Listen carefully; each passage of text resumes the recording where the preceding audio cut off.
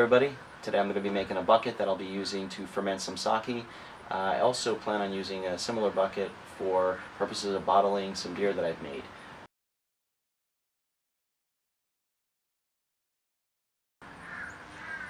So what we're going to need to make the fermenter is we're going to need a food grade bucket, food grade lid. We'll need a hole saw, a spigot, an airlock, and a bung. All of these things are readily available either on Amazon or Home Depot, and we're going to use a drill with 1-inch drill bit and a 1 1/4 hole saw in order to be able to do this. Alright, the first thing I'm going to do is I'm going to cut a hole for the bung in this lid. So you see the bung has got a hole. That's where the airlock's going to go in. So this hole saw is just about the right size. So this is 1 1/4 inches. So the first thing we'll do is we will put a hole in. Now this lid I wound up getting at Home Depot for about $8. It's a crazy amount, I think. However, you can get a food grade lid that looks more like this and it just snaps on, and that's probably about $1.50. They just didn't have food grade lids available. So I'm going to put the hole right around here. Doesn't really matter because it's just gonna go in the hole with the airlock like that. So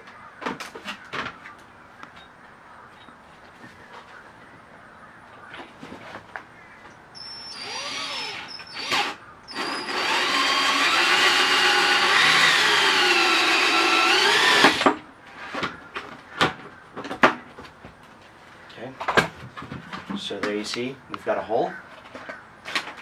The bung will go in the hole, and the airlock will ultimately go in there. So that way you're keeping any air outside with your fermentation chamber.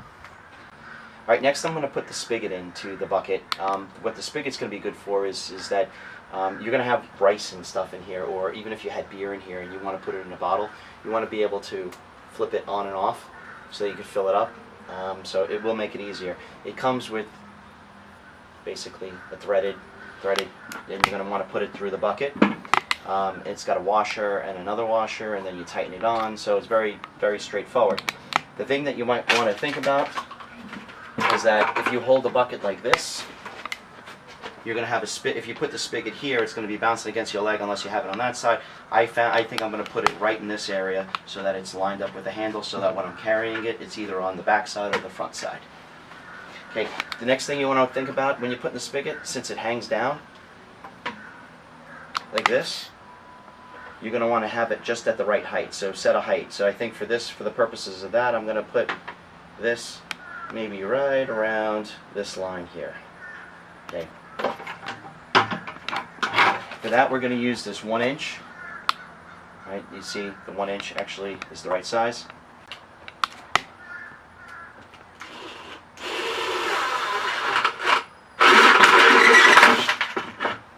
That was easy. Now what you'll do, you've got the hole, you put that in, like that. Take the other washer, put that in. I don't know if you guys can see this. Spigot goes through. There's a washer here, and we'll just tighten this on. So now we have the spigot tightened on. I have it aligned with the handle. You can put it any way you want. I just think carrying it this way along my side, I won't have to worry about banging into the spigot.